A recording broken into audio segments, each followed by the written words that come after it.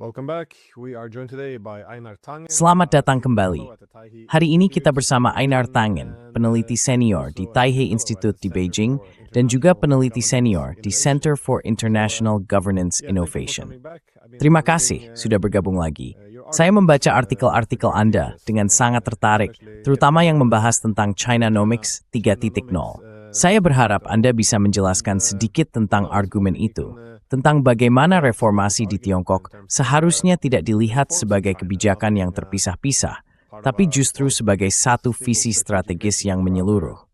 Saya ingin tahu bagaimana Anda menilai kondisi ekonomi Tiongkok saat ini, karena di tengah perhatian dunia yang banyak tersita oleh konflik antara kekuatan besar, kita sering kehilangan fokus pada hal yang sebenarnya menjadi penggerak utama, yaitu ekonomi. Tiongkok boleh saya katakan bertingkat berrevolve Anda di Tiongkok. Well, I guess the main freight train moving forward would be China. Well, yes. I mean, there's always a problem. Ya benar. Maksud saya, selalu ada masalah. Selalu ada tantangan. Ketika sebuah negara menjadi terlalu dominan, orang mulai khawatir kekuatan itu akan digunakan seperti yang dilakukan kekuatan kolonial dulu. Pada dasarnya menciptakan semacam situasi seperti Hunger Games, di mana semua orang jadi sepenuhnya bergantung pada mereka. Entah lewat manipulasi negara dengan membuat batas-batas buatan yang memecah minoritas dan mayoritas, atau lewat pencurian langsung, diplomasi dan sebagainya. Sejadi setelah sebenarnya sulit untuk membantu orang memimar diplomasi, cara pandang Tiongkok dapat sangat berbeda dari cara pandang kolonial.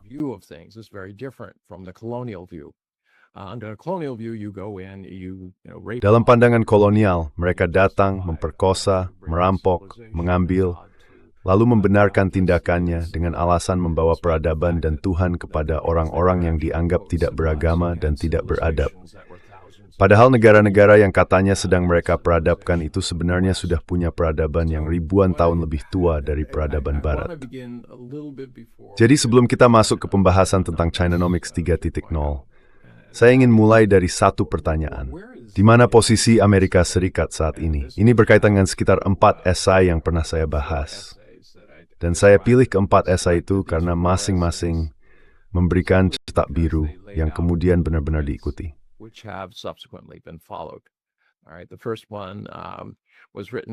Yang pertama ditulis oleh Lewis Powell, 6 bulan sebelum dia bergabung dengan Mahkamah Agung Amerika Serikat.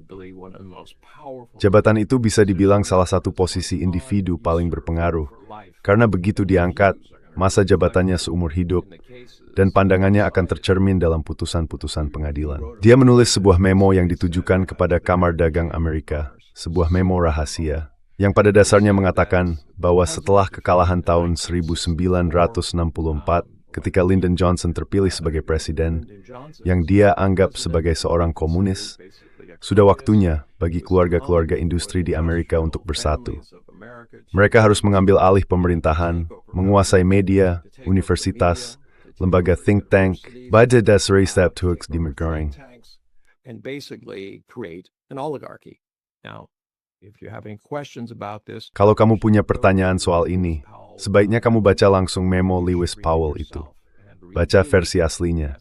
Di situ ada catatan kaki dan penjelasan lengkap, jadi kamu bisa ikuti alurnya, dan kamu akan lihat dengan jelas bahwa itu sebenarnya adalah cetak biru untuk Amerika. Bagian yang tidak berjalan sesuai rencana adalah gagasan tentang keluarga berdarah biru yang terus mempertahankan kekuasaan mereka. Karena yang terjadi, generasi berikutnya ternyata tidak tertarik untuk menjalankan perusahaan yang dibangun oleh para pendahulunya. Akhirnya mereka menyerahkannya kepada para profesional, akuntan, lulusan bisnis, konsultan, yang awalnya hanya memberi saran tentang apa yang seharusnya dilakukan. Tapi lama-lama justru mereka sendiri yang menjalankan perusahaan itu.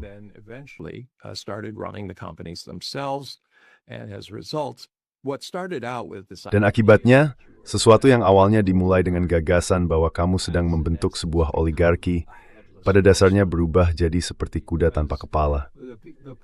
Karena para profesional itu diberi perintah yang sangat ketat, maksimalkan nilai bagi pemegang saham. Dan itu biasanya berarti dalam jangka waktu yang sangat pendek. Kenapa? Karena dari situlah mereka dapat bonus. Seperti tikus dan keju. Kalau saya bilang, Kalau kamu bisa maksimalkan nilai di kuartal ini atau tahun ini, saya kasih bonus besar. Tentu saja kamu akan melakukan apapun yang bisa kamu lakukan. Bedanya dengan keluarga-keluarga dan para profesional yang mereka pekerjakan dulu adalah keluarga-keluarga itu benar-benar tinggal di tempat pabrik mereka berada, atau setidaknya sebagian dari mereka. Mereka memulai dari suatu tempat. Mereka punya keterikatan dengan komunitasnya.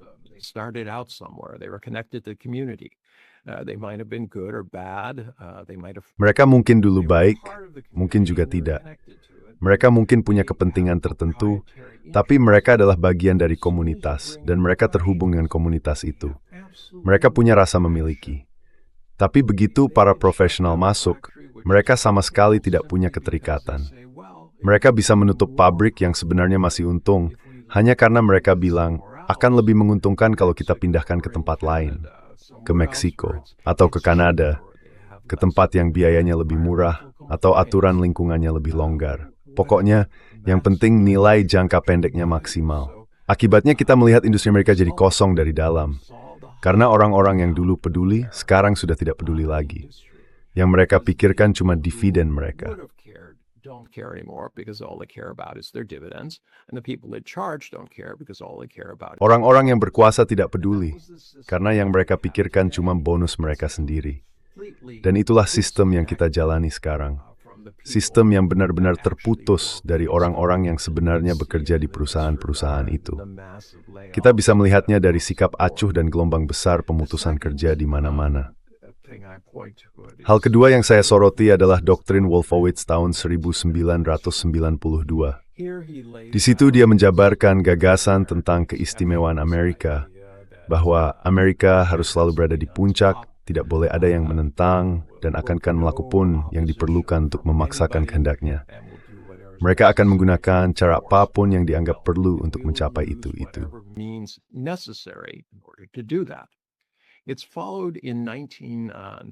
Lalu pada tahun 1096 muncul memo serupa, tapi kali ini ditujukan untuk Netanyahu yang baru saja berkuasa. Seorang bernama Richard Pearl menulis dokumen berjudul Clean Break. Dalam dokumen itu, gagasannya sejalan dengan pandangan Wolfowitz bahwa kita tidak perlu bekerja sama dengan dunia, tidak perlu bernegosiasi untuk perdamaian. Sebaliknya, kita harus memaksakan nilai-nilai kita, perdamaian versi kita, dan kepentingan ekonomi kita kepada dunia. Tapi dalam kasus ini, nasihatnya ditujukan pada Israel, bahwa mereka tidak perlu bernegosiasi untuk perdamaian dengan negara-negara tetangga. Mereka harus memilih apakah akan mendominasi tetangga mereka atau menghancurkannya. Dan pada dasarnya inilah yang kemudian menjadi cetak biru dari apa yang kita lihat sekarang. Kalau Anda membaca dokumen itu, Bard enleds där beskriver Netanyahus mest indekin thais tadi bewerming dokumentstus mendobor Netanyah. Has in fact become the blueprint. The last document I point to is dokumen terakhir yang saya maksud ditulis oleh Elbridge Colby pada tahun 2021. Pendekatannya agak berbeda dari Wolfowitz, tapi masih dalam aliran realis yang sama. Gagasannya begini, dunia ini tempat yang kejam, dan supaya bisa bertahan kita harus lebih kejam dari yang lain. Menurut Colby, dominasi global sudah tidak berhasil lagi. Jadi yang dia usulkan adalah dominasi di tingkat hemisfer. Kita menegaskan kembali doktrin Monroe. Kita mengesampingkan embrace Stetson, mengklaim hak atas Kanada, Greenland, dan seterusnya. Istibarbadosi pray penuh di seluruh bawah China. Yun person bermat base tamat dan negeri. And that we will fortify the home base. And then the other thing that he talks about is... Dan hal lain yang dia bicarakan adalah soal menahan pengaruh Tiongkok. Menurut dia, cara menahan Tiongkok itu dengan mengendalikan aliran masuk minyak. Persis seperti yang kita lihat sekarang terjadi dengan Iran dan sebelumnya dengan Nigeria, waktu mereka dibom, juga seperti yang pernah terjadi di Venezuela. Tapi dia masih punya satu langkah lagi yang belum dijalankan, yaitu mengganggu akses Tiongkok ke jalur-jalur perdagangan penting di dunia. Tua Stare khusus menyebut Selat Malaka. Yurek Bitsembrasi simpledikan presuk na masuk ke Tiongkok. Mereka bisa kemampuan ng wekok unsambut tumpuk better. They can control China's ability to manufacture. And if they can control the choke points Dan kalau mereka bisa menguasai titik-titik sempit tempat semua kargo ini lewat, mereka bisa mengendalikan kemampuan Tiongkok untuk berdagang. Jadi inilah rencana besar yang kita lihat. Kita bisa melihat di setiap kasus itu, mereka benar-benar mengikuti cetak biru yang sudah disusun. Elbridge Colby saat ini menjabat sebagai Wakil Menteri untuk Kebijakan Pertahanan. Jadi dia secara aktif mendorong hal ini, dan kita bisa melihat jejak tangannya di sejumlah upaya yang dilakukan di Venezuela. Semua itu berkaitan dengan upaya untuk mendapatkan dominasi di kawasan, sekaligus ikut campur dalam urusan energi dan juga titik-titik sempit tadi. Jadi kemana semua ini mengarah? Yang saya katakan kepada orang-orang adalah, Amerika Serikat sedang bergerak ke arah tertentu.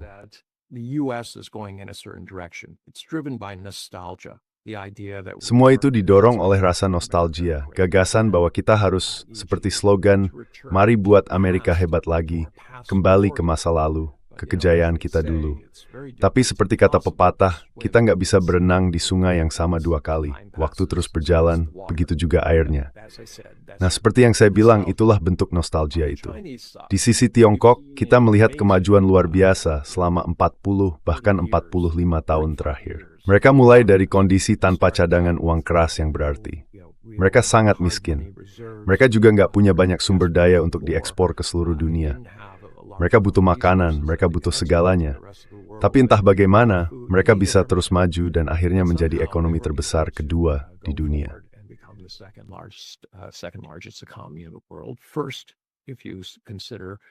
Pertama, kalau kita bicara soal paritas daya beli, idenya begini. Ekonomi itu sebenarnya tentang cara saya hidup. Dan itu nggak bisa dibandingkan langsung dengan cara orang hidup di tempat lain. Saya ingin tahu, misalnya saya beli susu, saya punya apartemen, saya bayar tagihan. Apa artinya semua itu sebenarnya? Nah, bagaimana dengan Tiongkok? Karena mereka nggak punya cukup uang tunai, mereka mulai menerapkan konsep ini. Maksud saya, mereka membuka kesempatan bagi perusahaan untuk masuk dan berinvestasi di jalan, sistem pembuangan, sistem air, dan infrastruktur lain yang dibutuhkan untuk menata wilayah mereka supaya bisa mulai berproduksi. Karena kalau saya bisa memproduksi sesuatu, tapi saya nggak bisa mendapatkan bahan yang saya butuhkan untuk memulai prosesnya, dan juga nggak bisa mengirimkan hasil akhirnya, yaitu percuma.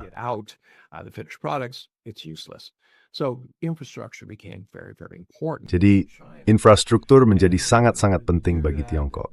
Dan untuk mewujudkannya, mereka menerapkan sistem Build Own Turnover, atau BOT. Artinya ada pihak yang masuk, bernegosiasi, lalu berkata, kami akan membangunnya, kami akan memilikinya untuk jangka waktu tertentu. Selama periode itu, mereka bisa mendapatkan kembali semua modal mereka, plus keuntungan. Setelah itu tercapai, proyeknya diserahkan kembali ke pemerintah. Dalam banyak kasus, ada banyak sekali orang yang menjadi sangat-sangat kaya. Kenapa? Karena setiap kali mereka menyelesaikan satu proyek BOT, mereka mengambil kembali modal dan keuntungannya, lalu memulai proyek BOT berikutnya. Sistem itu sangat membantu membangun infrastruktur di masa ketika Tiongkok belum punya cadangan mata uang asing yang kuat. Dan dari situlah semacam kebangkitan ekonomi itu dimulai. Tiongkok saat itu juga punya keuntungan besar dari jumlah tenaga kerja yang melimpah.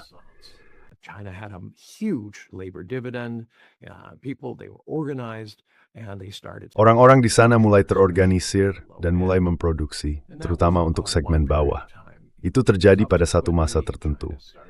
Setelah itu, Tiongkok mulai banyak berinvestasi di infrastruktur mereka. Dari situ terbentuklah sistem yang kita lihat sekarang. Dan sekarang, Tiongkok sedang berada di fase ketiga, seperti yang saya sebut. Mereka berusaha mengembangkan produk dengan nilai tambah tinggi. Kenapa? Karena produk bernilai tinggi memberikan margin keuntungan yang lebih besar. Banyak bisnis yang dulu dan masih dijalankan Tiongkok adalah bisnis dengan margin rendah. Artinya, mereka sangat bergantung pada skala produksi besar. Saya benar-benar terkejut waktu pertama kali datang ke sini, sekitar 23 tahun lalu. Saya mengunjungi sebuah pabrik yang memproduksi vitamin C, dan ukurannya sebesar 6 lapangan sepak bola. Saya sampai berkata, ya ampun, an exemplary bertoviti means Jersey.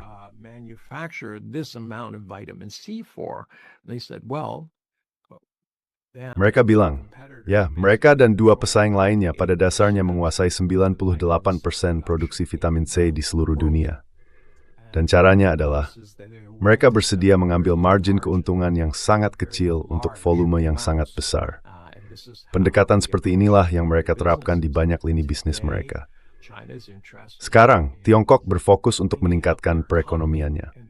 Mereka melakukannya dengan berinvestasi pada produk kelas atas, produk tersier, di mana mereka memimpin dalam teknologi baru. Kita bisa lihat ini di jaringan 5G, 6G, 8G, kendaraan listrik, baterai, dan masih banyak lagi. Lalu mereka bilang kenapa? Karena orang-orang yang bekerja di perusahaan-perusahaan itu akan punya pendapatan yang bisa dibelanjakan lebih banyak. Dan pendapatan tambahan itu memungkinkan Tiongkok mendorong pertumbuhan ekonomi yang dipimpin oleh konsumsi masyarakat.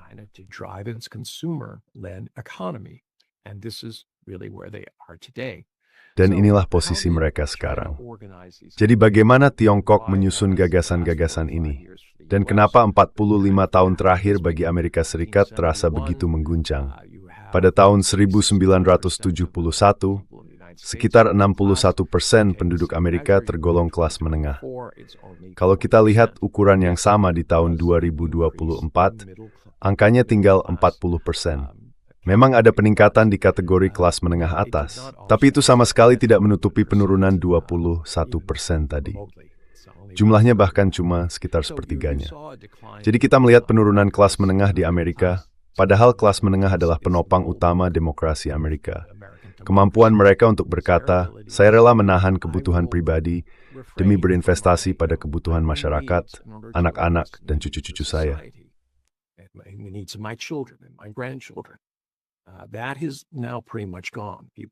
Sekarang hal itu sudah hampir hilang. Orang-orang merasa sangat defensif. Banyak yang hidup dari gaji ke gaji. Mereka memang nggak punya kemewahan itu. Jadi Amerika Serikat bergerak ke satu arah, didorong oleh rasa nostalgia. Sementara Tiongkok bergerak ke arah lain, didorong oleh keinginan untuk maju, untuk mencoba membangun masyarakat yang lebih baik. Tapi seperti apa masyarakat itu? Banyak orang bertanya pada saya. Saya bilang, itu masyarakat yang berbeda dari Amerika Serikat.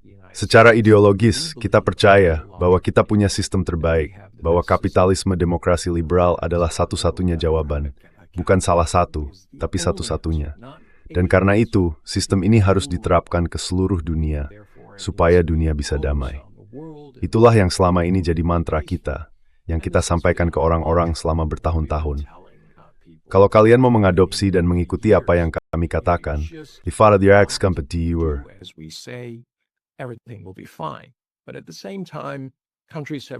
tapi di saat yang sama, banyak negara mulai sadar bahwa ideologinya memang terdengar bagus. Tapi kenyataannya, perusahaan-perusahaan Amerika dan pemerintahnya datang dengan harga yang harus dibayar. Mereka mengambil barang dan jasa dan mendominasi perekonomian negara-negara itu. Kadang secara langsung lewat diplomasi kapal perang, kadang lewat campur tangan politik, kadang juga lewat kekuatan besar mereka dalam mengendalikan jaringan keuangan, pergerakan uang, dan dominasi dolar. Jadi Amerika Serikat bergerak ke arah itu. Sementara Tiongkok bilang, tidak, kami punya plan yang berbeda. Menurut mereka, yang penting bukan siapa yang dapat potongan kue paling besar, tapi bagaimana membuat kuenya jadi lebih besar. Alasannya sederhana bilang, kue ke ekonomi dunia itu dan boleh isur dengan proses perdoa, mereka pergi karena ikut membesar.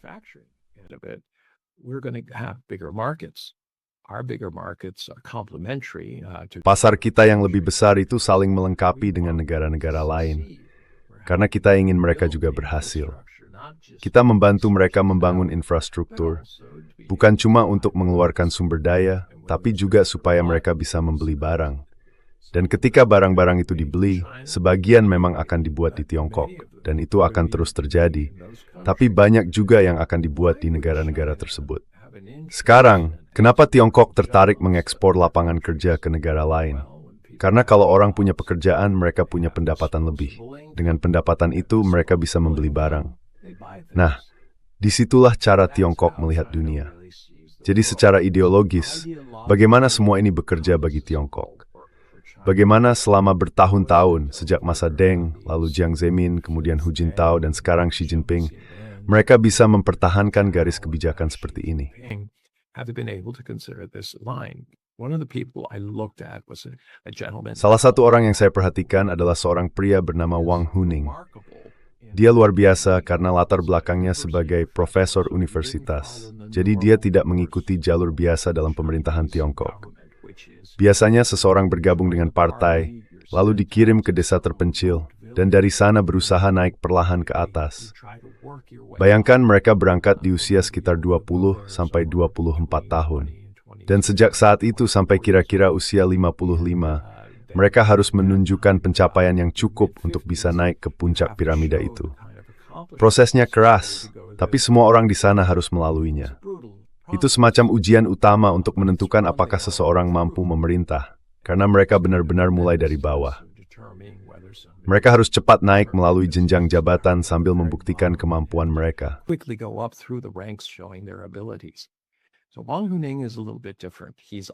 Jadi Wang Huning ini agak berbeda. Dia duduk di komite tetap, kelompok paling berkuasa di Tiongkok. Anggotanya ada 7 orang, dan dia salah satunya. Tapi perannya murni di bidang perencanaan dan gagasan.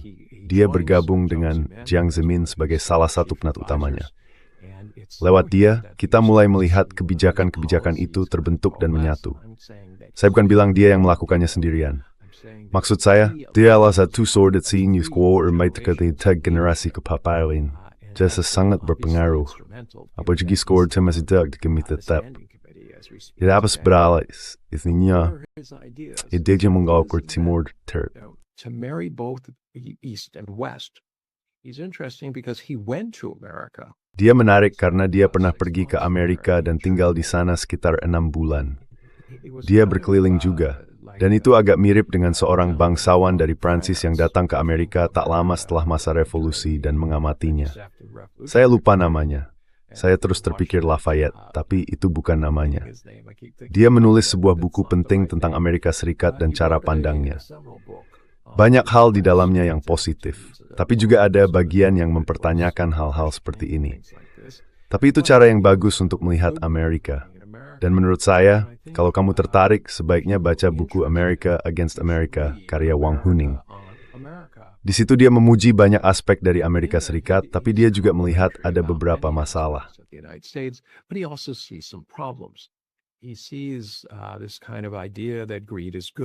Dia melihat gagasan seperti ini, bahwa keserakahan itu baik, dan bahwa keajaiban pasar bisa menyelesaikan segalanya. Saya rasa dia tidak benar-benar melihat hal itu di sana. Jadi pada akhirnya dia pulang menulis buku, lalu mulai mengembangkan berbagai ide baru. Kita bisa bilang perkembangan Tiongkok bisa dibagi ke beberapa tahap. Pertama, ekonominya berorientasi ekspor, lalu masuk ke tahap pembangunan infrastruktur dengan banyak investasi, kereta cepat, bandara, pelabuhan, Yenzorwin, and sebagainya. No matter skink mau deket to Yibin Brailer September. Nina sama itu igam refree. Where it's high quality development, where does that lead? But he came up with this idea that America. Tapi dia muncul dengan gagasan bahwa modernitas Amerika seperti yang diungkapkan oleh sejumlah intelektual di Amerika Serikat bukanlah jenis modernitas yang diinginkan Tiongkok. Dan yang saya maksud dengan modernitas adalah bagaimana kita mendefinisikan masa depan dan arah yang ingin dituju. Dia melihat pembangunan sebagai hal yang sangat penting, pembangunan tanpa ketergantungan. Jadi dia ingin ada pertumbuhan dan ketahanan nasional. Tapi pertumbuhan itu sendiri akan membantu memperkuat ketahanan nasional, supaya Tiongkok tidak bergantung pada pihak lain. Dan ini bukan soal mengurangi risiko. Ini lebih pada memastikan, misalnya dalam hal pangan. Ketahanan pangan adalah isu besar di Tiongkok. Kenapa? Karena orang harus makan.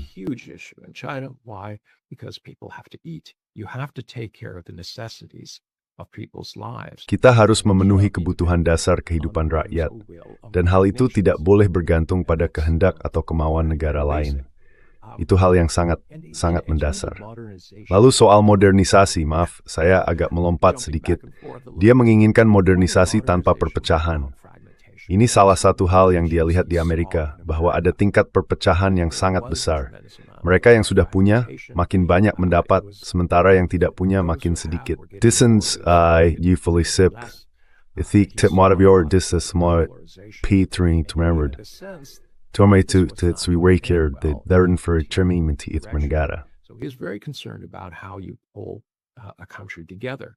Now, his magic elixir is Sekarang yang dia sebut sebagai ramuan ajaibnya adalah nilai-nilai. Begitu sebuah negara mencapai tahap tertentu, katanya, kita harus meningkatkan kualitas hidup masyarakat. Dan itu sendiri sudah merupakan sebuah pencapaian. Ini bukan soal uang yang lebih banyak.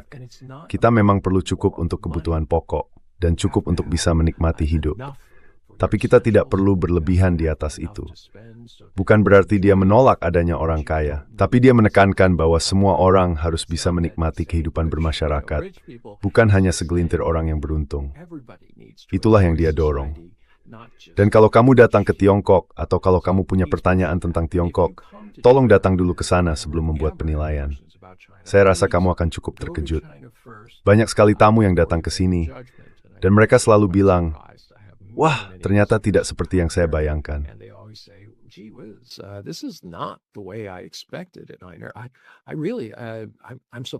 Saya benar-benar terkejut. Saya merasa telah disesatkan. Orang-orang di sini sangat ramah, sangat baik. Saya bisa jalan-jalan jam 4 pagi. Saya bisa meninggalkan ransel di sepeda, balik lagi keesokan harinya, dan ranselnya masih ada di situ. Anak-anak meninggalkan laptop mereka di kelas saat pergi makan siang. Mereka nggak khawatir. Tingkat keamanannya benar-benar berbeda. Dan bagi pemerintah Tiongkok, mereka harus bisa menyediakan lingkungan yang aman. Kalau tidak, seperti bergagal di ujian pertama sebagai pemerintah. Mereka juga menyediakan kesempatan, harus menjamin keadilan. Jadi Wang Ming punya peran penting dalam menyusun rencana itu. Dan sekarang, rencananya bukan soal tiru dirinya lagi. Saya rasa dia cuma pernah memberi sewawancara. It's not about him. I think he's given one interview. I know people who've actually talked to him. Saya kenal orang-orang yang memang pernah berbicara langsung dengannya. Mereka sangat terkesan dengan kecerdasannya, dengan kemampuannya menyampaikan gagasan dan hal-hal seperti itu. Tapi kita bisa lihat apa yang dia lakukan lewat pidato-pidato besar yang disampaikan oleh 3 pemimpin berturut-turut, yang semuanya jadi bagian dari rencana besar ini. Misalnya kita bicara tentang 4 inisiatif. Inisiatif keamanan, inisiatif pembangunan ekonomi, inisiatif tata global, dan inisiatif peradaban. Masing-masing diumumkan dengan jarak 2 tahun. Semuanya bagian dari rencana jangka panjang. Membiasakan orang dengan gagasan ini, memberi pemahaman, lalu lanjut tahap berikutnya, dan berikutnya lagi. Kenapa? Karena butuh waktu untuk membuat orang menerima sebuah ide.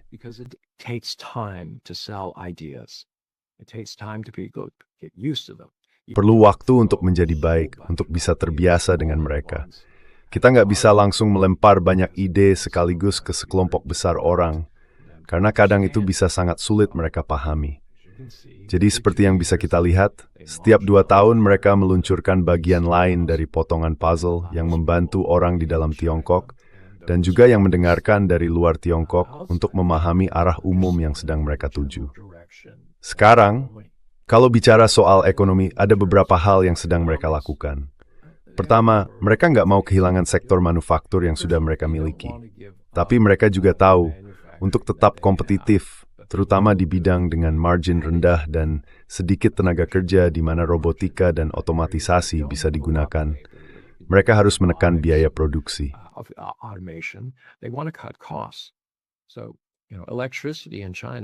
Jadi begini, listrik di Tiongkok itu termasuk yang paling murah di dunia. Listrik punya peran besar dalam hampir semua hal. Misalnya biayanya bisa mencapai 15-25% dari total pengeluaran.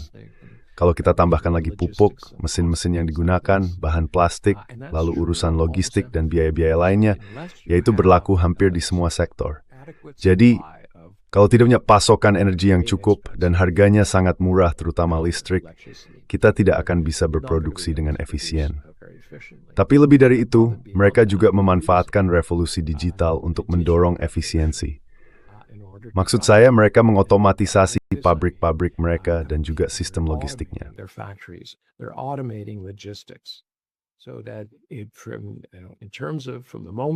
Jadi mulai dari saat pesanan diterima sampai barang dikirim, bahkan sampai layanan purna jualnya, sekarang semuanya sangat bergantung pada otomatisasi. Dan setiap tahun, Tiongkok memasang lebih dari setengah jumlah robot di dunia. Mereka sudah melakukan itu selama bertahun-tahun, sambil terus mendorong pengembangan robot itu sendiri. Cukup lihat saja acara Gala Tahun Baru 2025 yang ditonton kalau tidak salah, sekitar 80% penduduk Tiongkok. Waktu itu robot-robotnya masih kelihatan goyah, lucu sih, menarik, tapi belum tampak bisa melakukan banyak hal. Setahun kemudian, mereka sudah bisa salto, menari dengan gerakan yang sinkron dan terlihat sangat canggih. Semua itu terjadi hanya dalam waktu 1 tahun.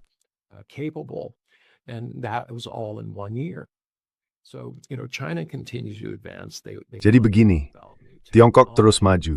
Mereka ingin mengembangkan teknologi baru, tapi mereka juga bersedia untuk membagikannya. Ini berkaitan dengan inisiatif Sabuk dan Jalan. Mereka pertama kali mengumumkan idenya pada tahun 2013 dan mulai benar-benar berjalan pada 2015. Sejak saat itu, mereka sudah menginvestasikan sekitar 1,4 triliun dolar ke dalam proyek ini, yang sebagian besar berfokus pada infrastruktur, seperti pelabuhan dan sebagainya. Seperti yang sebutkan sebelumnya, inilah sebabnya kenapa hal itu penting. Lalu tahun ini, Xi Jinping mengatakan, sudah waktunya. Struktur dasarnya sudah ada, sekarang saatnya memberi warna.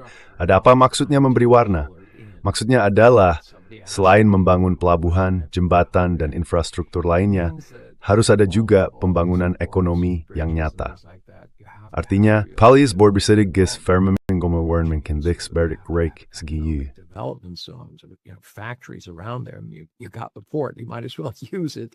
Kalian sudah punya pelabuhan, jadi sebaiknya dimanfaatkan. Untuk menjual sesuatu, jangan cuma ekspor sumber daya mentah. Kita harus naik ke rantai nilai yang lebih tinggi, supaya bisa mendapatkan nilai tambah lebih besar bagi negara. Itu menciptakan lapangan kerja. Lapangan kerja menghasilkan pendapatan. Ekonomi lokal tumbuh, ekonomi internasional juga ikut tumbuh. Inilah yang saya maksud dengan memperbesar kue ekonomi.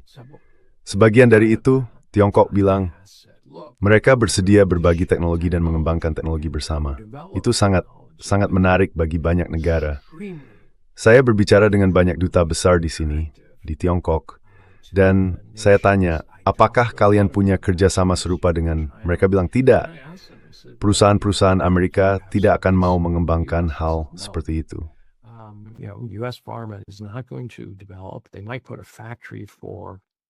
Mereka mungkin membangun pabrik untuk memproduksi sesuatu di negara mereka karena biayanya lebih murah. Tapi semua hal lainnya bersifat hak milik, dan idenya adalah supaya kita membeli dari mereka. Di Tiongkok, mereka bilang, kita bisa melakukan usaha patungan. Jadi kita bukan hanya ikut memiliki hak kekayaan intelektualnya, tapi juga ikut menikmati keuntungannya. Dan Tiongkok percaya, ini cara yang baik untuk membangun hubungan yang kuat. Menjalin ikatan dengan negara-negara itu, dan membantu mereka, seperti yang saya bilang tadi, mengembangkan perekonomian mereka. Menurut Tiongkok, kalau air pasang naik, semua kapal ikut terangkat. Jadi pendekatannya sangat berbeda. Sangat berorientasi ke masa depan.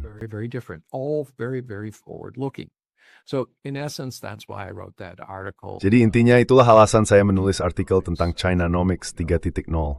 Tujuannya untuk menggambarkan posisi dua kekuatan besar ini dengan pendekatan yang sangat berbeda.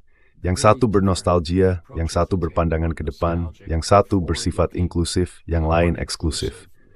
Lalu saya mencoba mengatakan, oke, begini kira-kira yang akan terjadi.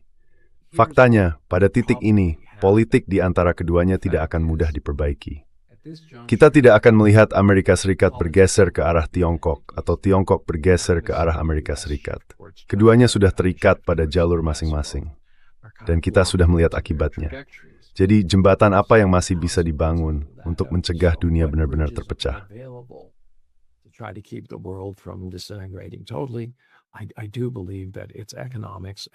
Saya percaya ini soal ekonomi, dan sampai batas tertentu juga soal budaya, soal interaksi antar manusia, dan hal-hal seperti itu. Jadi belakangan ini saya sering bilang ke orang, saya senang membahas politik, tapi saya rasa itu nggak akan banyak mengubah pandangan orang.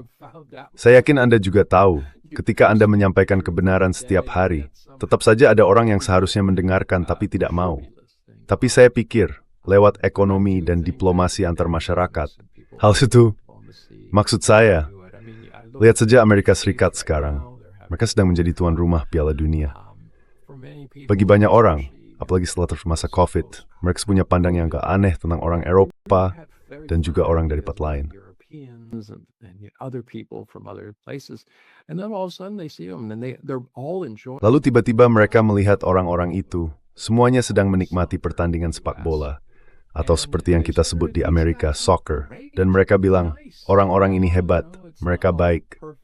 Ya memang gak semuanya sempurna. Kadang ada sedikit gesekan atau ada yang terlalu bersemangat. Tapi mereka keren, lucu, dan menarik. Dan menurut saya, kita butuh lebih banyak hal seperti itu. Kecurigaan dan kurangnya rasa percaya di dunia ini, yang didorong oleh pemerintah dan propaganda mereka demi melakukan apa yang mereka anggap perlu, sayangnya menular ke masyarakat. Akhirnya, orang-orang mulai percaya bahwa mereka yang berbeda itu bukan seperti kita. Coba lihat berapa banyak orang di Amerika yang mendukung ide untuk mendeportasi semua orang yang tidak terlihat seperti mereka.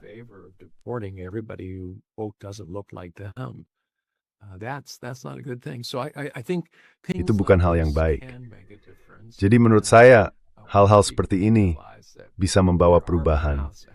Dan begitu orang sadar bahwa ada jalur ekonomi yang memang dibutuhkan di Amerika Serikat, kita mengimpor sekitar 4,3 triliun dolar per tahun kan. Kita mengonsumsi itu. Jumlahnya sekitar 1/4 dari semua yang kita konsumsi. Kita nggak akan bisa menggantinya. Kita juga nggak akan membangun pabrik untuk memproduksi semua itu. Kalaupun kita lakukan, harga barangnya bakal sangat mahal. Pendapatan yang bisa dibelanjakan masyarakat malah akan berkurang. Padahal sekarang saja, banyak orang yang sudah kesulitan dengan kondisi yang ada. Jadi ya, saya berharap suatu saat nanti mereka bisa menyadari hal itu. Tapi saya nggak terlalu yakin pada sisi politiknya. Saya lebih percaya pada sisi ekonominya.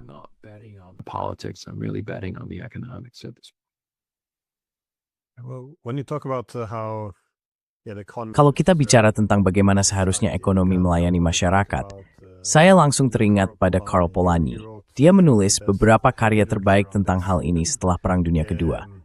Intinya, dia berpendapat bahwa setelah revolusi industri, tantangan utama dalam kapitalisme adalah kalau semuanya diserahkan begitu saja pada pasar, maka pasar akan terlepas dari masyarakat. Akibatnya, masyarakat hanya jadi pelengkap saja. Kemanapun efisiensi pasar bergerak, disitulah masyarakat harus menyesuaikan diri. Dan justru ketidakmampuan untuk mengelola kekuatan kapitalisme secara bertanggung jawab inilah yang kemudian memunculkan alternatif-alternatif radikal. Dia menunjuk pada Hitler dan Stalin sebagai contohnya. Rasanya memang arah situlah kita berjalan. Padahal seharusnya kita punya negara yang ekonominya melayani masyarakat.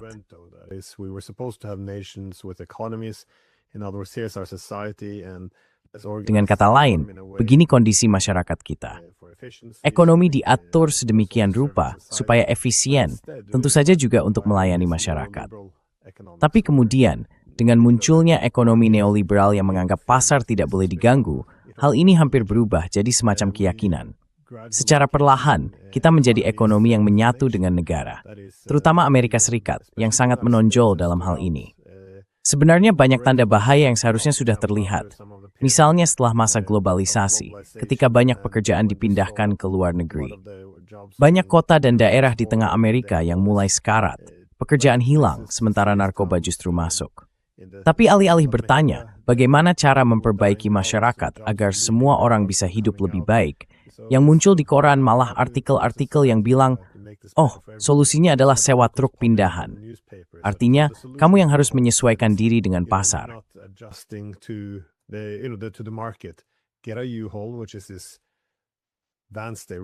Sewa mobil box kayak U-Haul itu, terus pindah aja dari sana. Maksud saya, ini jelas upaya untuk mengosongkan wilayah itu. Tapi buat saya, waktu baca artikel-artikel itu, saya langsung kepikiran, ini kan yang ditulis Karl Polanyi. Intinya, masyarakat dibiarkan hancur karena dianggap nggak melayani ekonomi dengan cara yang benar. Tapi poin dia sebenarnya, kalau kita cuma mengejar efisiensi ekonomi, pada akhirnya kita membangun oligarki, membongkar tatanan sosial, dan cepat atau lambat akibatnya akan datang juga. Tapi saya punya satu pertanyaan terakhir buat Anda.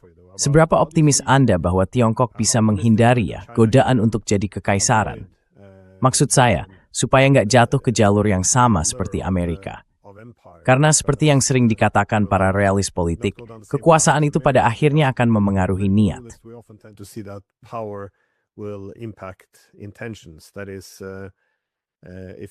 Maksud saya begini, seperti yang sudah pernah saya bahas sebelumnya, contoh favorit saya dari seorang ekonom politik adalah Friedrich List. Di paruh pertama abad ke-19, dia menjelaskan perbedaan besar antara Inggris dan Amerika. Menurutnya, Inggris mampu membangun sebuah imperium yang berdiri di atas 3 pilar utama. Pertama, mereka mulai mendominasi teknologi dan industri. Kedua, mereka menguasai seluruh lautan dunia. Artinya, mereka mengendalikan konektivitas fisik dunia. Dan yang terakhir adalah konektivitas finansial, dengan mata uang bank utama mereka yang digunakan secara luas. Friedrich List menekankan bahwa sistem Amerika di awal abad ke-19 sangat berbeda. Amerika juga berdiri di atas 3 pilar yang sama, tapi tujuannya adalah untuk mengejar kebebasan dan kedaulatan. It would pursue freedom and sovereignty. So he contrasted it with the British. So he said, Jadi dia membandingkannya dengan Inggris. Dia bilang orang Amerika waktu itu sedang membangun basis industrinya. Mereka mengembangkan pelabuhan dan jalan-jalan, juga membentuk bank nasional. Jadi ini bisa dibilang sebagai kekuatan yang menentang dominasi global.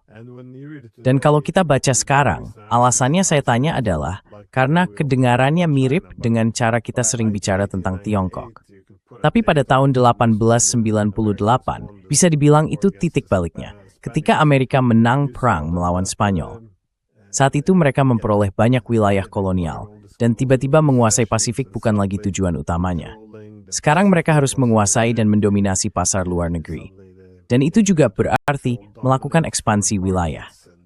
this meant also territorial acquisitions and again all of the same. Dan sekali lagi, ketiga pilar yang sama, yang dulu digunakan untuk menentang hegemoni, perlahan-lahan justru berubah menjadi alat hegemoni. Terutama setelah Perang Dunia Kedua, ketika Amerika Serikat harus menguasai semua lautan, mendominasi industri teknologi, dan tentu saja memonopoli mata uang dunia, serta bank-bank pembangunan. Jadi pada titik itu, menurut saya, Amerika Serikat menjadi tiruan lengkap dari Kekaisaran Inggris.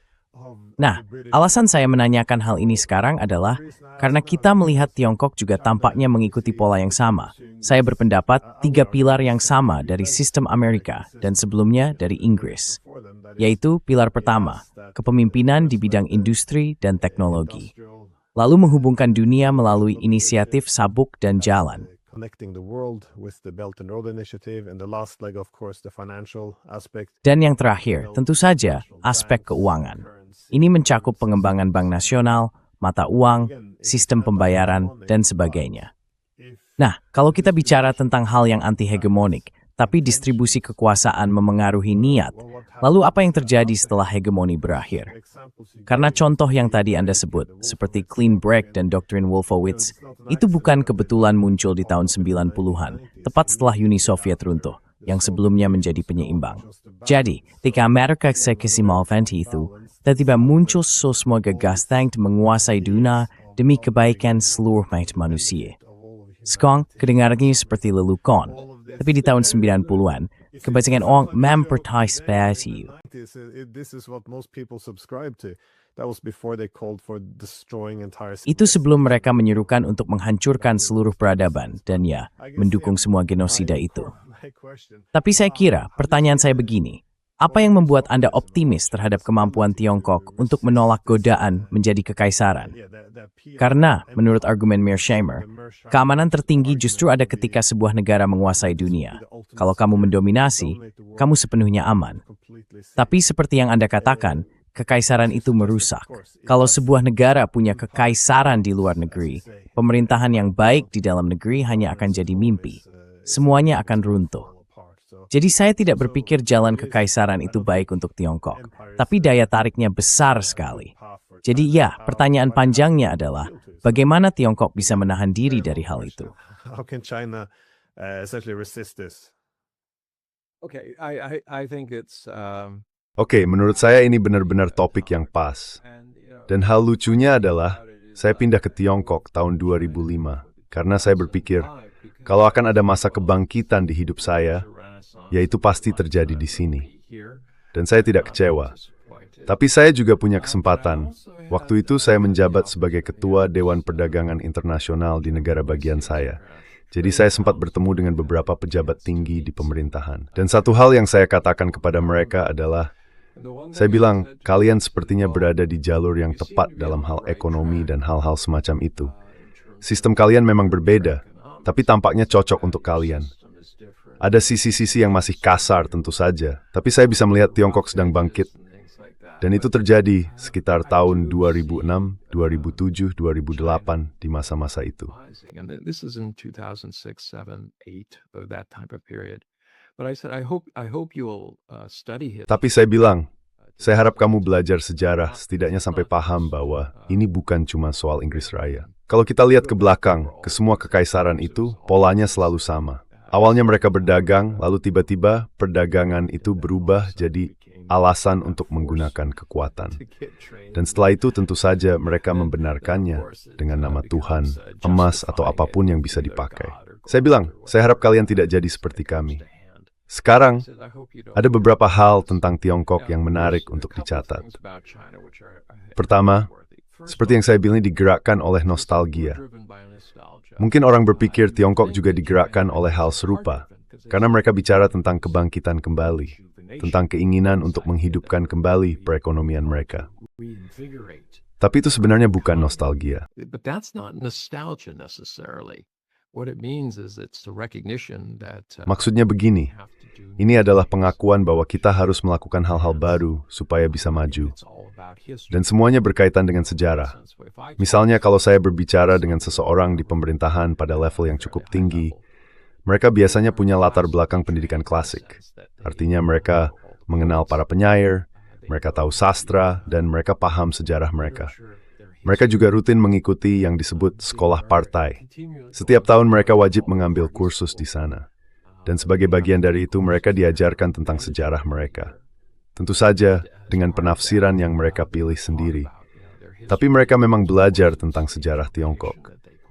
Bukan hanya belajar, mereka benar-benar sadar akan kekuatan sejarah, terutama ketika sudah berada di tingkat yang lebih tinggi.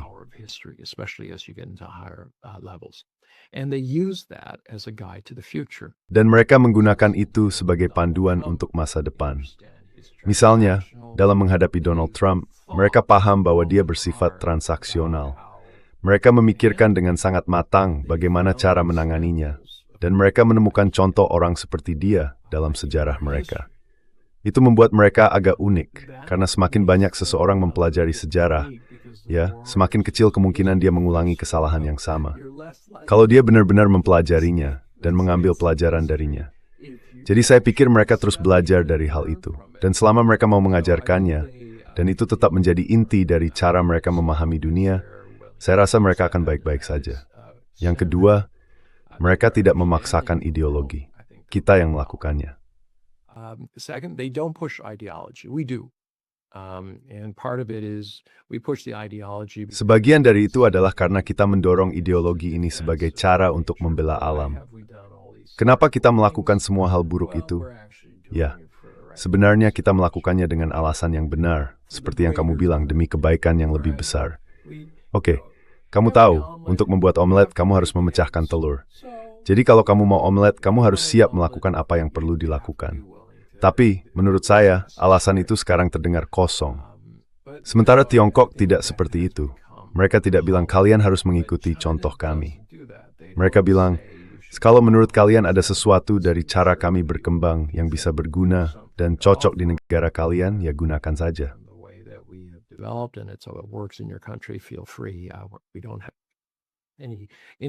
Kami tidak punya klaim hak kekayaan intelektual atas hal itu.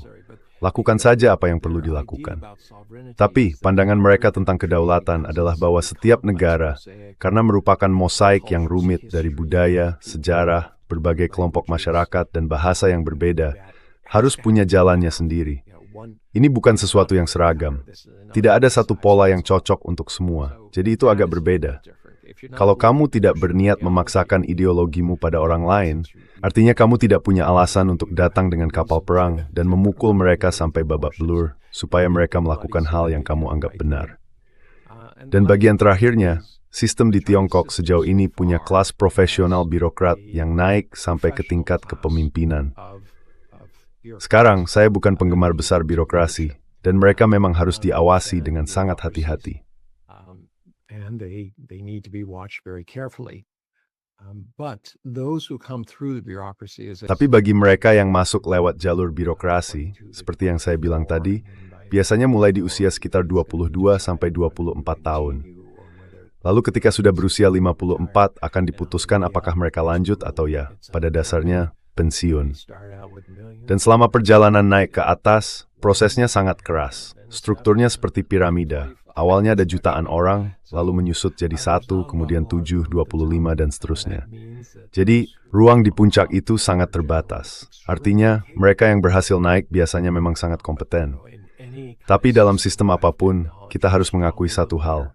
Semakin kuat pemimpinnya, semakin lemah pemerintahnya. Dan saya tidak bermaksud negatif. Maksudnya, ide-ide baru akan lebih sulit muncul ketika pemerintahnya sangat kuat dan dominan. Hal-hal seperti ini sangat disadari oleh pemerintah Tiongkok, termasuk soal transisi dan berbagai hal lain yang terkait. and also transition and all of these things. So they're thinking about these things. Jadi mereka memikirkan hal-hal seperti ini. Mereka tidak menutup mata dan berpura-pura semuanya akan hilang begitu saja. Tidak, ini memang cara alamiah dari suatu proses. Ini cara panjang untuk mengatakan bahwa Tiongkok punya sistem yang secara rata-rata menghasilkan orang-orang yang lebih baik, yang lebih tertarik untuk melayani rakyat dibandingkan kebanyakan negara yang saya tahu. Dan saya ingin Anda memikirkan hal itu. Bagaimana Amerika menyiapkan para pemimpinnya? Seseorang bisa saja menganggur, bahkan sulit mendapat pekerjaan, lalu mencalonkan diri jadi penangkap anjing, kemudian jadi wali kota, lalu maju ke senat, dan akhirnya jadi presiden. Kedengarannya seperti kisah yang hebat. Dan memang ada Clinton, yang berasal dari latar belakang sangat sederhana, dan akhirnya menjadi Presiden Amerika Serikat. Ceritanya terdengar luar biasa seperti kisah Horatio Alger. Tapi, apakah mereka benar-benar siap?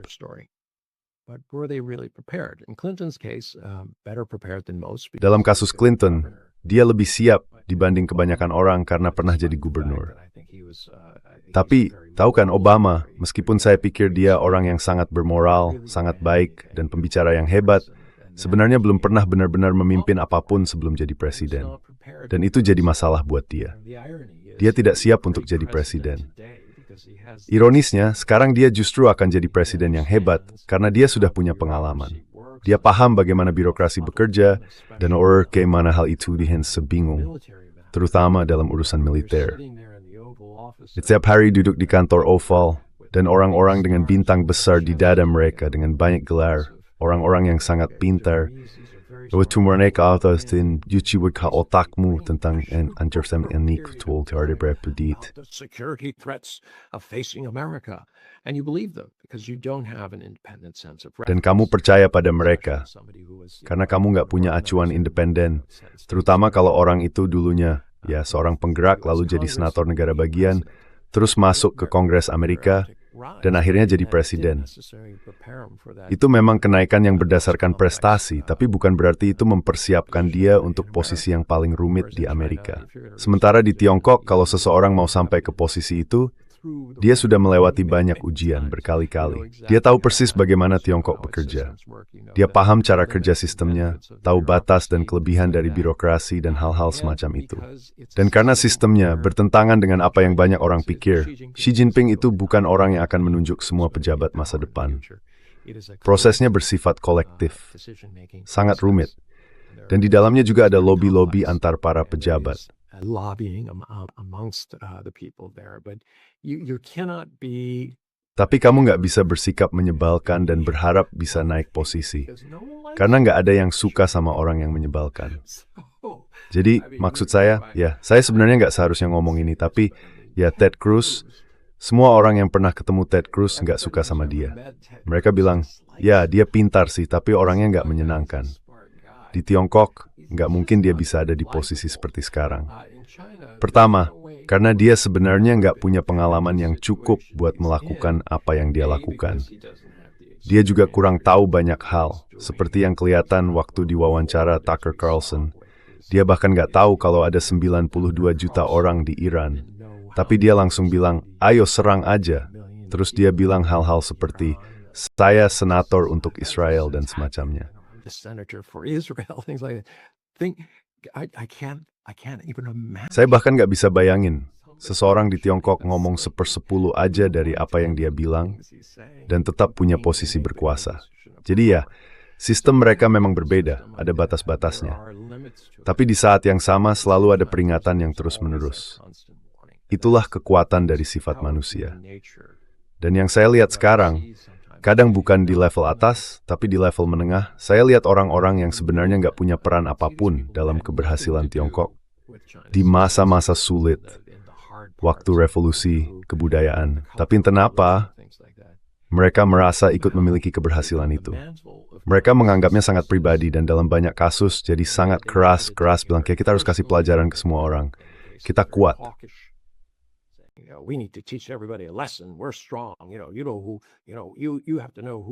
Kita harus tahu siapa sebenarnya Tiongkok itu. Dan cara bicara seperti itu membuat saya khawatir. Tapi seperti yang saya bilang, orang-orang di puncak yang terus naik ke posisi tertinggi umumnya tidak mencerminkan pandangan seperti itu. Mereka cenderung seperti yang saya sebutkan sangat berlandaskan sejarah. Mereka yakin betul bahwa masa depan yang baik tidak melibatkan konflik. Sementara Tiongkok terus berusaha meredam segala kekacauan di dunia yang dipicu oleh negara-negara lain.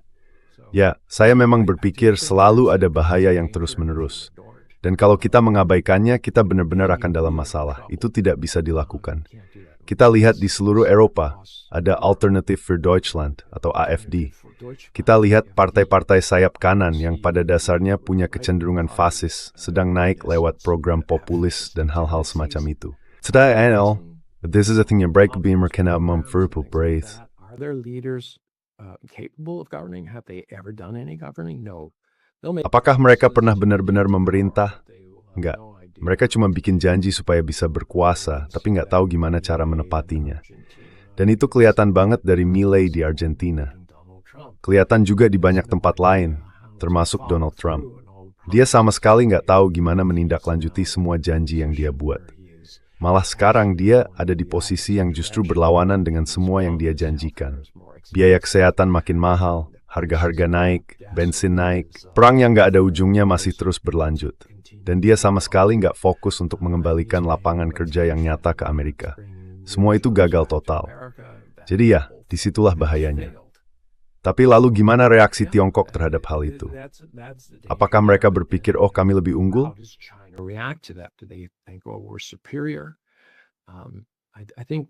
Menurut saya, sikap merasa lebih unggul justru adalah kelemahan terbesar. Saya hampir tidak kenal orang yang benar-benar percaya diri, tapi bersikap seolah lebih hebat dari orang lain. Dan saya sungguh yakin akan hal itu. Orang yang berusaha meyakinkan kita bahwa mereka lebih unggul, biasanya saya curigai punya masalah dengan rasa percaya diri. Mereka mencoba menutupi kekurangannya dengan membuat kita percaya bahwa mereka kuat. Kalau seseorang benar-benar kuat, dia mengandalkan argumennya, memberi contoh, dan melakukan sesuatu tanpa banyak bicara. Saya juga merasa orang Tiongkok punya daya tahan yang jauh lebih panjang dalam cara mereka menghadapi berbagai hal. Masa depan itu tidak pasti. Seperti yang saya bilang, ini adalah perjuangan yang terus berlanjut. Satu-satunya hal yang bisa kita pastikan adalah perubahan akan terus terjadi.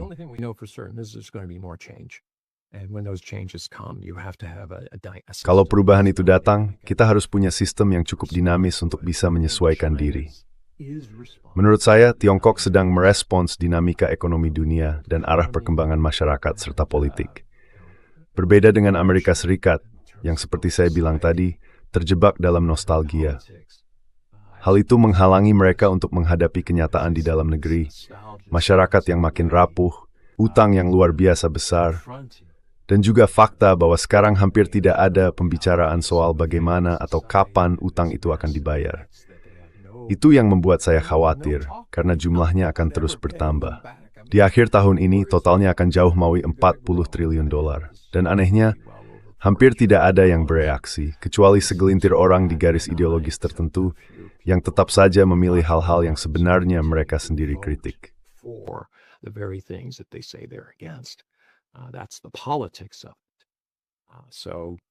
Itu bagian dari politiknya. Jadi ya, kita sedang berada di masa perubahan. Bukan hanya secara politik karena pengaruh Amerika Serikat dan Tiongkok, tapi juga karena perkembangan teknologi. Digital revolution. Menurut saya, revolusi digital sama besarnya dengan revolusi industri, kalau dilihat dari dampaknya terhadap kehidupan orang biasa. Dan kita butuh gagasan-gagasan baru, bagaimana menyesuaikan diri dengan perubahan itu, bagaimana melatih orang supaya bisa ikut dalam ekonomi baru ini, dan bagaimana sistem ekonominya Sys-Lines berjalan. Mungkin kita perlu sistem baru, di mana orang bekerja 3 hari seminggu, tak ekonominya tetap beroperasi 7 hari penuh. Jadi adakah shift dan dari kapan seseorang tidur atau bangun? Intinya, semua layanan tersedia kapan khas. When you go to sleep or wake, basically all the services are available so that you're spreading out your economic activity. Jadi, kegiatan ekonominya mulai menyebar. Semakin lama, semakin sedikit tenaga yang dibutuhkan untuk memenuhi kebutuhan dasar masyarakat, misalnya pangan. Selama masih ada cukup lahan subur, makanan bisa diproduksi dengan jumlah tenaga kerja yang jauh lebih sedikit dibanding dulu. Di Tiongkok, misalnya, masih sekitar 30% penduduknya bekerja di sektor pertanian. Di Amerika Serikat, kurang dari 2%. Prosesnya sudah sangat otomatis dan efisien. Tapi peluang itu tetap ada, tenaga kerja dari sektor itu bisa dialihkan ke bidang lain, asalkan dilatih. Mereka perlu mulai memikirkan apa yang bisa mereka lakukan, lalu diajari bagaimana melakukannya. Jadi ada banyak bidang, dan masih banyak lagi area lain yang sebenarnya sedang kita bangun.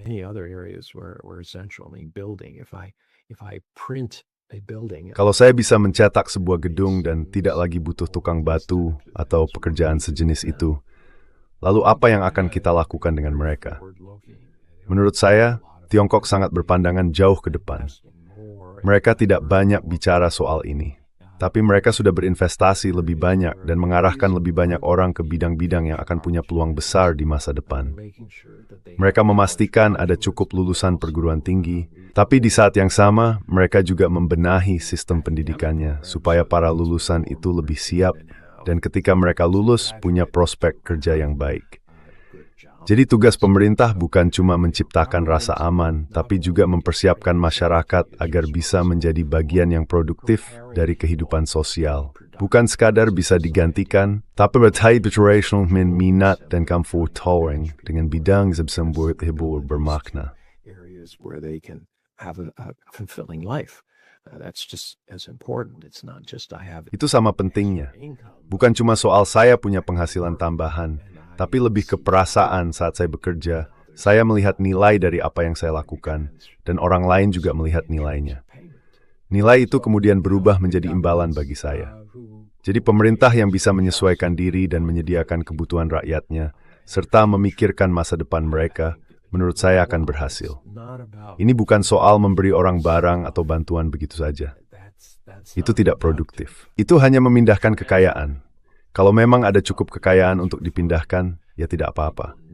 Dan memang, dalam beberapa kasus, satu-satunya hal yang bisa dilakukan adalah memindahkan kekayaan itu. Kalau seseorang lumpuh total dan tidak bisa bekerja, atau butuh bantuan tambahan, ya tentu itu akan jadi beban bagi masyarakat. Tapi kita juga tidak bisa begitu saja meninggalkan mereka, kan?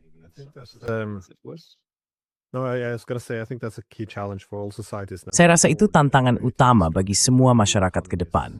Proses destruksi kreatif dari munculnya ekonomi baru. Bagaimanapun, saya ingin berterima kasih karena sudah datang begitu pagi di akhir pekan. Saya sangat menghargainya. Terima kasih. Terima kasih, Tigak Anda.